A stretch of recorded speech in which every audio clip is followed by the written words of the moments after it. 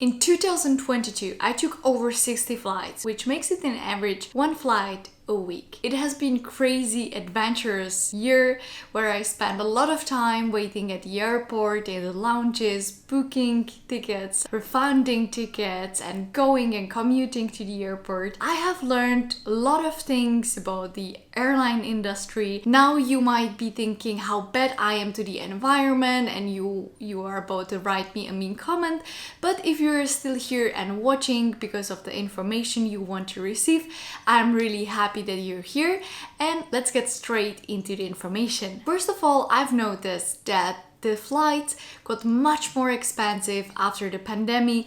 Of course, it has a lot to do with the rising prices of the oil and with the war, but generally I feel that flying in Europe is not as cheap as it used to be.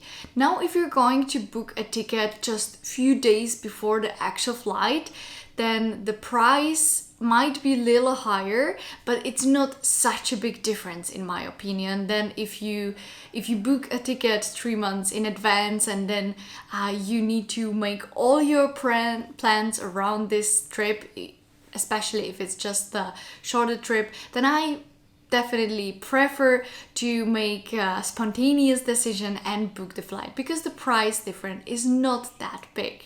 Though the flights are more expensive, I think the international flights and especially the flights outside of Europe got more expensive to Asia or to South America. One of the things I've noticed is that usually domestic flights, especially in South America, allow you to travel with a dog in the airplane and also allow you to bring liquids in the plane which are bigger than 100 milliliters, and I find it really super cool because I'm sure that if you travel with cosmetics or if you have water, then not always you want to leave it at the airport, and I think it's really cool to know that if you're traveling with domestic flight, then you can keep it. All the information I'm giving to you, please check out the websites of the specific airlines and airports before you're traveling to make sure that you will avoid any unpleasant circumstances. And sometimes, yet, it might happen that if you're especially going to countries like Cuba or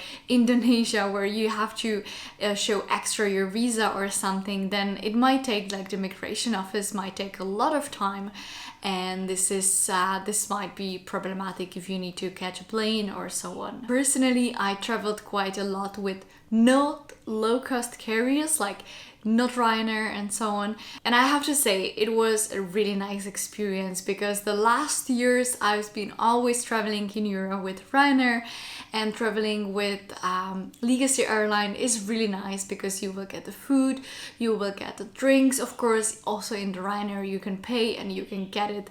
I was actually surprised that the prices are not even that crazy. Last time in Ryanair I paid like €10 for a lunch, which I find quite okay, and it was actually really tasty.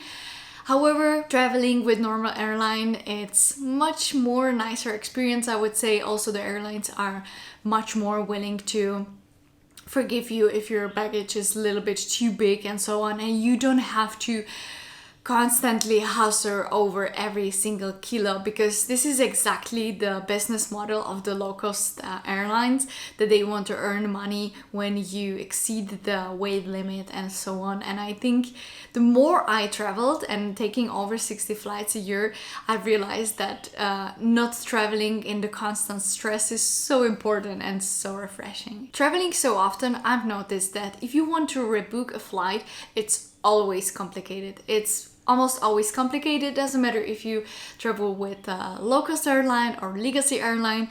It's always something which makes it a little bit more difficult. For example, booking the ticket with your family members, and let's say then the rebooking just for one person is so expensive, it almost never pays off. So I would say that the rebooking is always complicated. I think that buying new ticket completely, it's usually the cheapest and the most common option you can go for. Last year I actually decided to change my plan, and twice I purchased ticket and I didn't use it.